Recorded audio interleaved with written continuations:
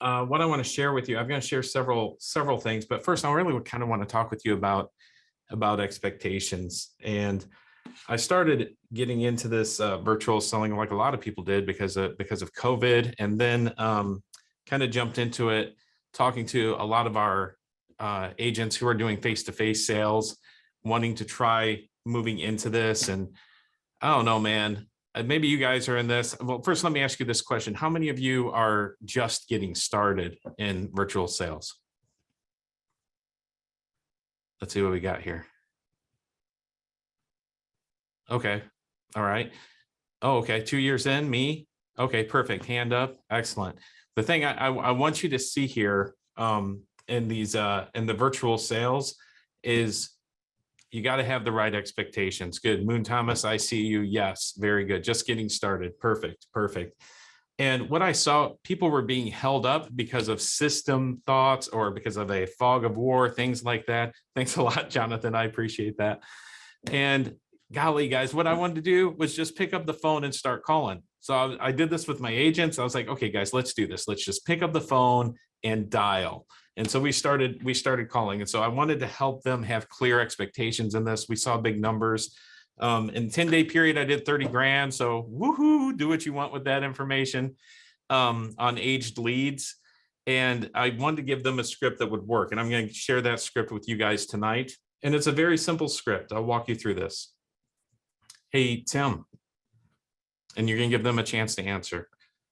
This is Chris. I'm calling from the Mortgage Protection Center for Kentucky. The reason I'm calling is we received a request that you filled out about the updated mortgage protection programs for Kentucky residents. Now, it's interesting because I have seen this used multiple ways, okay? And we saw high energy, and this isn't high energy. And I'll tell you, I think it works pretty well for aged leads because people have been called many times. They've had many conversations in a lot of cases, and you have to disrupt that a little bit. You can't sound salesy. You can't sound overzealous. You can't sound too eager, okay?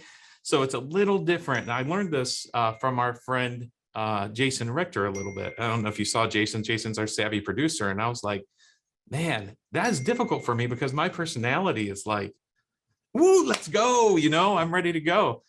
And so I sat down. I was doing it with my personality. I wasn't making these connections. Thank you, Ashton. I appreciate that. And then I realized, okay, let's try it this way. I slowed down and I started to say this. And Paul had said, can we get a copy of the introduction? Love it. Perfect. Yes, I can do that for you. Hey, Paul. Yes, this is Chris calling from the Mortgage Protection Center for Kentucky. The reason I'm calling is because we received a request you filled out about the updated mortgage protection programs for Kentucky residents. You listed your address as, is that correct? Yep. Okay, great.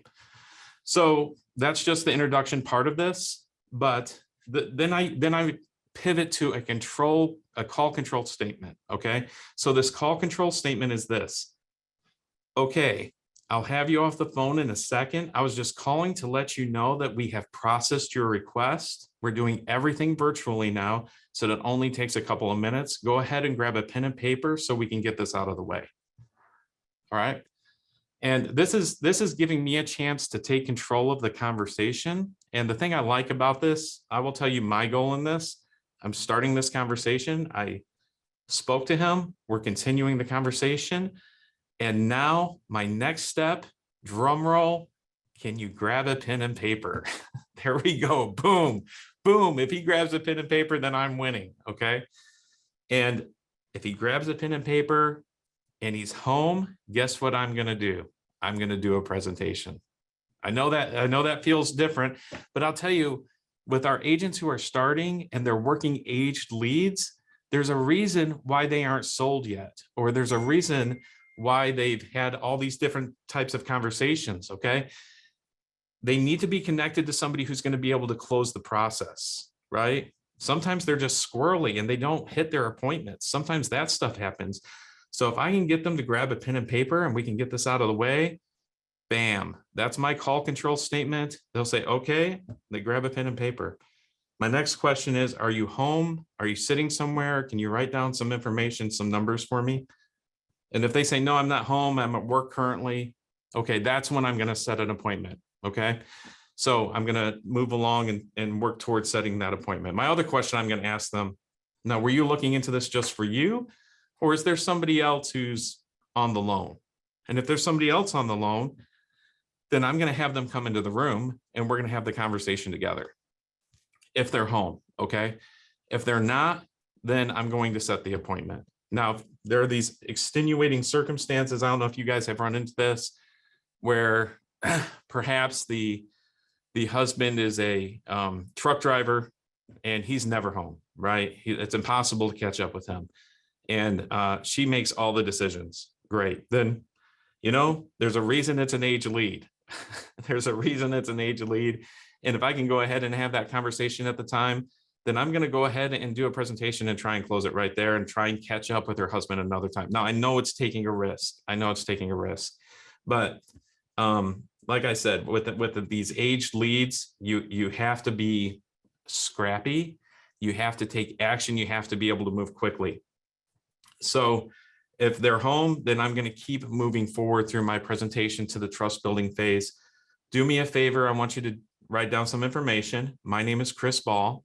That's Ball, like baseball, basketball, football, bocce ball. I don't do that, but you can if you want, if your last name's Ball. My state producer number, I give them my state producer number for that state.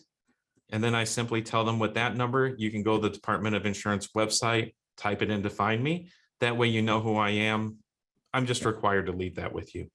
So they have that information about who I am. They can go to the state side if they need to. I've actually never had anybody do that. That's not been an issue at all. And then I asked, do you have a good email that I can use while we're on the call? If I need to send you some information, send some information over to you. So that's just our introduction. That's our building trust phase. They have my information. I have a website for our company if I need to send that to them as well. But I've never really had to do that. It's always been fine if I've gotten to that point, giving them my producer number. The next point is transferring belief.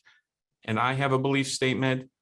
I'm encouraging you guys, for each one of you, to actually build out your own belief statement. So I'll say something like this. Now, Tim, I've been doing this for 10 years. In that time, I've helped thousands of families apply for benefits that would take care of their family's finances in case something happened to them. In my time doing this, I did not expect this. I've had 40 death claims. 40 death claims. And to be honest with you, 3 of those death claims were in the first 6 months of the policy. My clients were killed by drunk drivers. That's a real scenario. That is something that really happened. So I'm just sharing that with you so that you know I believe in what I do and I take it very seriously. So my goal in this conversation is just simply to help you take care of what matters most to you. And I'm guessing that's your family. Am I right? Yeah. Okay, great.